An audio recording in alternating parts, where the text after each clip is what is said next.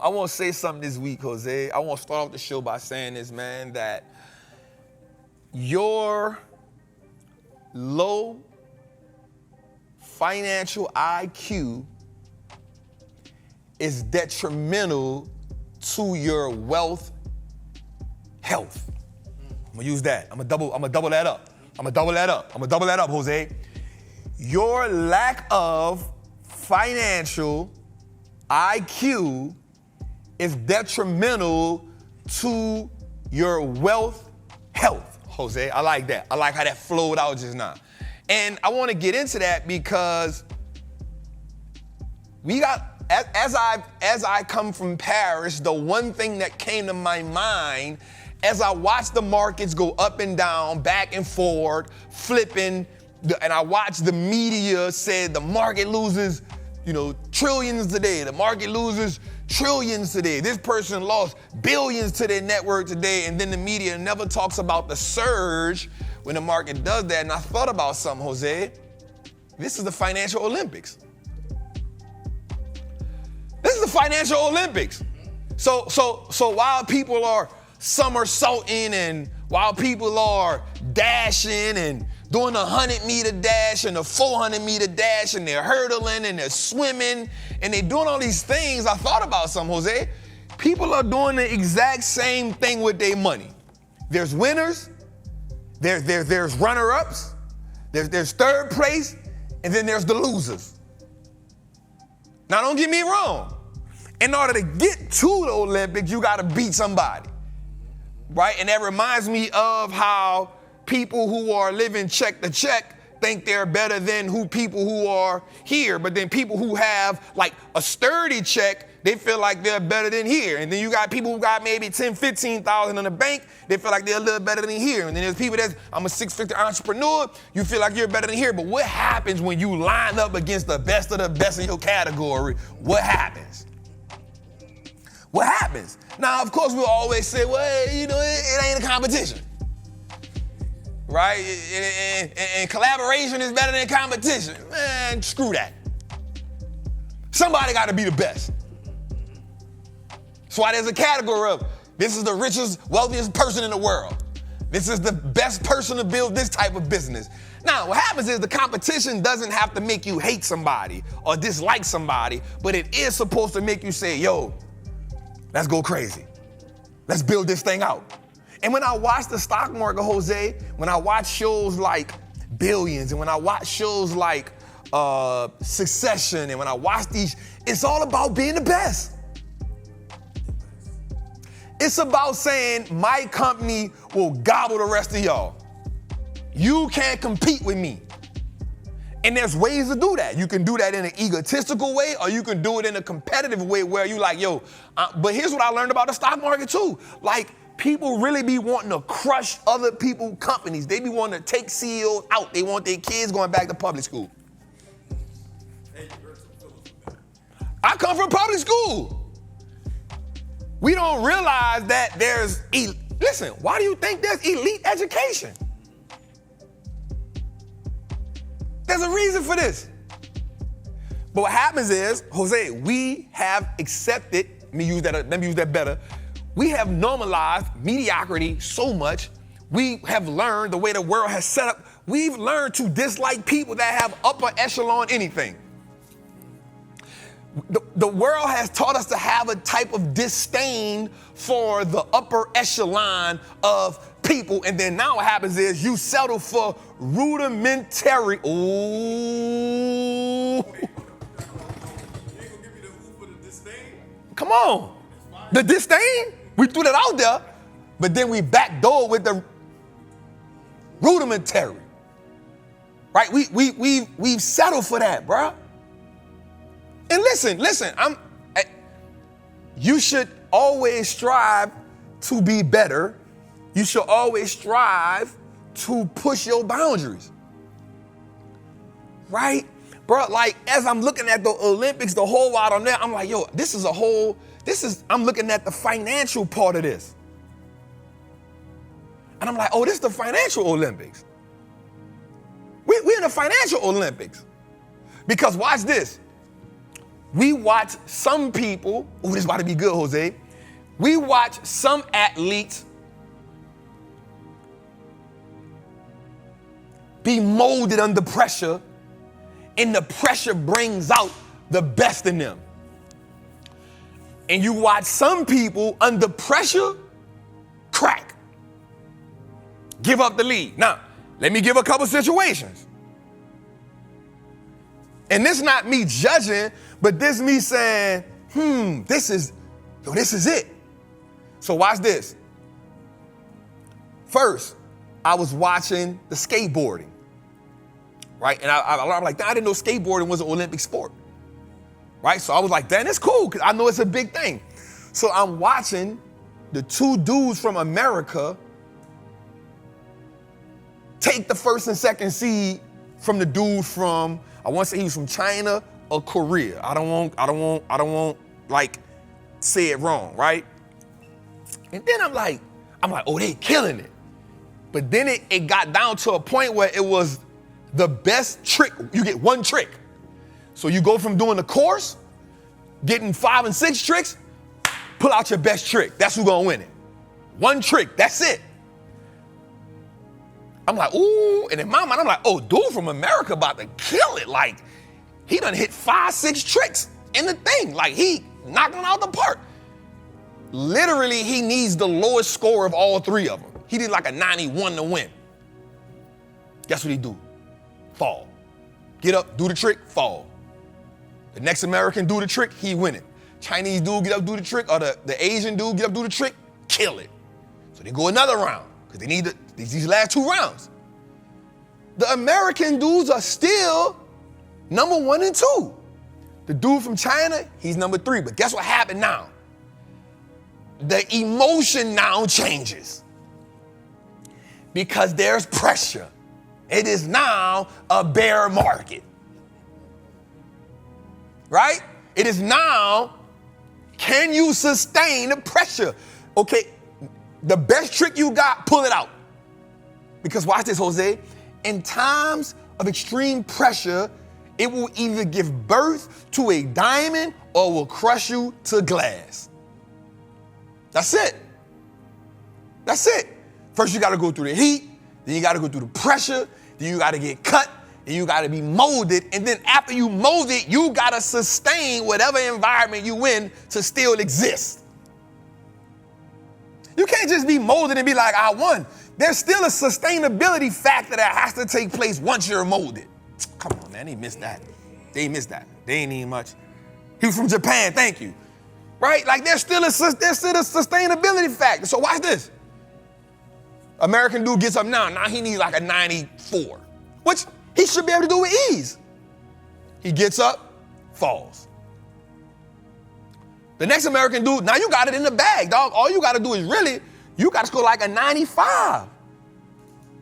Matter of fact, all you got to do is do a nice trick, something that you've done already, that you can do real good, that you're comfortable with, and I'm sure as an athlete, you've practiced this a million times.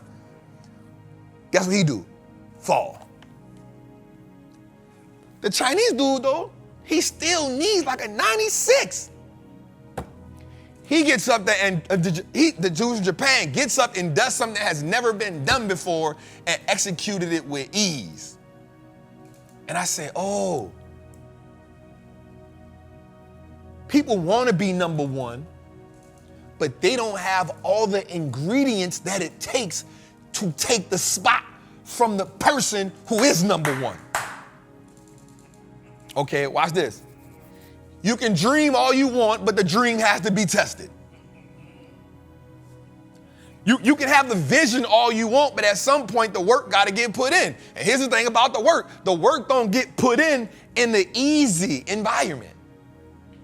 In order to be the best, okay, in order to get something that you've never had and then own it, you have to be willing to do it under extreme pressure.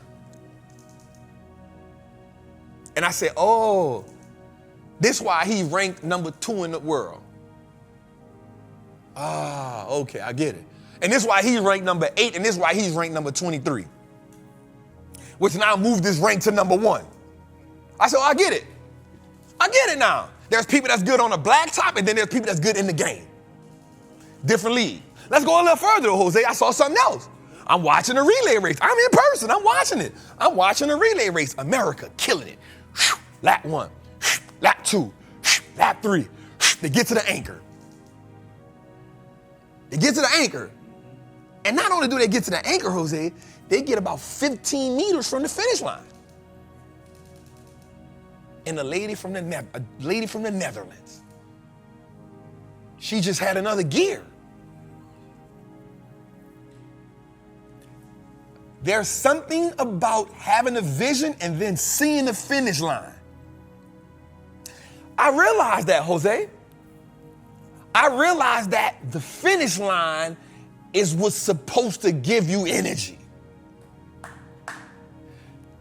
There's a gravitational pull when you get to the finish line that separates the people who want it and the people who have a desire for it. See, people want $1 million. People want to be successful. But then there's a small group of people that have this desire. See, the desire is like a fire that is burning based on everything other than just wants. The desire is based on like my livelihood. Like the desire is based on like, if I don't do this, then like my mama not gonna eat. Like if I don't do this, like my child not gonna eat. There's a thirst. There's something attached to it that's bigger than just you. Right? There's all type of things that's inside of that. Right? So like people like, yeah. I'm gonna go run this. I'm gonna be the fastest. And then you run against somebody that says, nah, I need to win this so my whole family. Right? Like it's bigger than just like the goal. And you can tell it. You can tell it. Because check this out. Here's what I've learned. Everybody that show up to the race has the potential to win.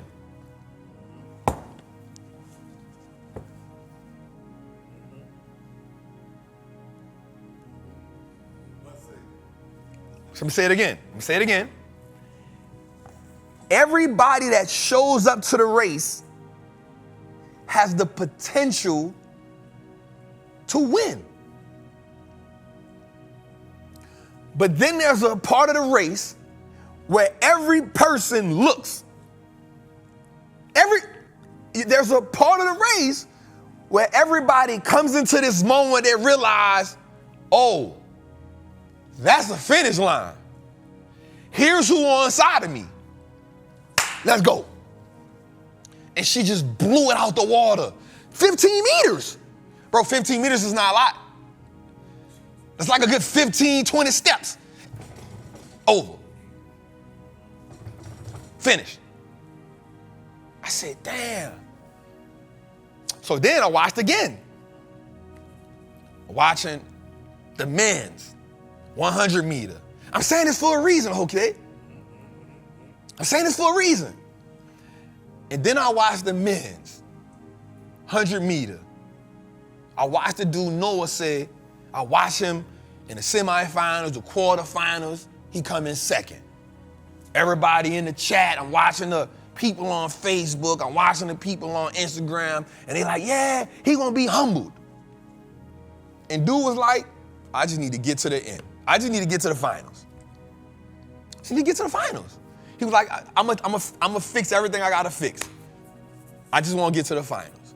That's where it matters. When you qualify, if you ain't breaking a record, you just qualify, right? That means you can pass on. The qualifications are to say you are eligible to go. Everybody ain't eligible to line up for greatness. Everybody ain't eligible to line up for greatness. The semifinals, the quarterfinals, yeah, you good, you got potential, but there are some things you're lacking to line up for greatness. Oh, I ain't gonna miss that. You feel me? Everybody, yep, I'm fast. Cool, let's get in the quarterfinals. You can't go to, it's only 8 of us can get here. Okay, semifinals. You was good, but there's only 8 of us that can get here. So you good, but you missing some fundamental essentials that allow you to be great, to even make you line up against greatness.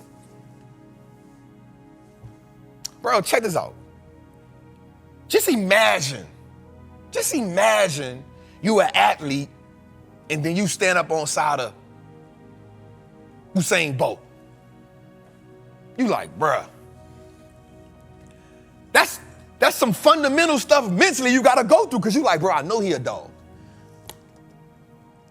Right? You gonna come with you don't want to be on the other side of because you know he just lightning bolts you. So dude lines up. Stadium gets quiet. And here's the crazy part. Here's the part that blows my mind. Americans wanted him to lose.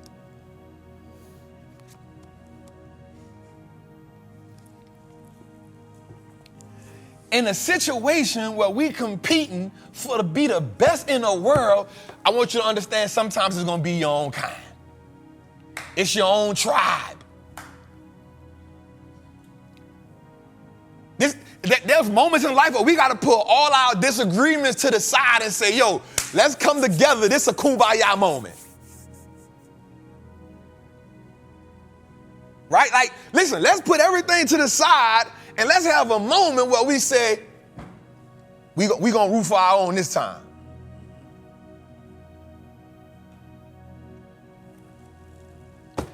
It's your own people in the chat. It's your own people. It's somebody in a group text with you right now that don't really want you to win. It's somebody at the Christmas table that don't really want you to win. It's somebody at the job Christmas party that don't want you to get the promotion, but they in your face like, ah. It's somebody that you having brunch with. It's somebody that you done smoked the hookah with that on the cool don't want you to win.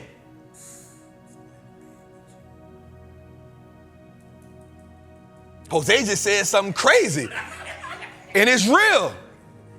It's somebody might be in the bed with you.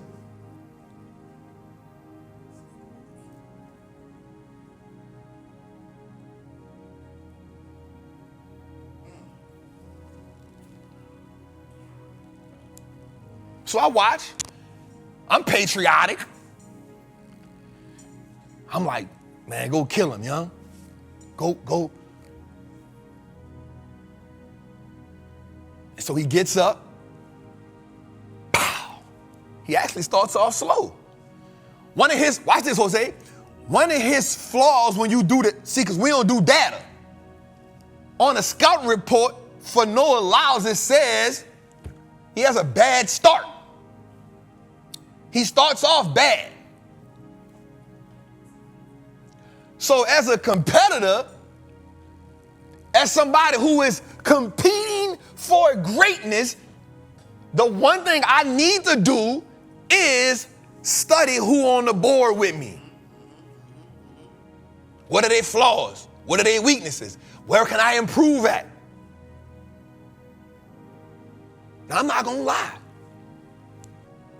The dude from Jamaica went crazy.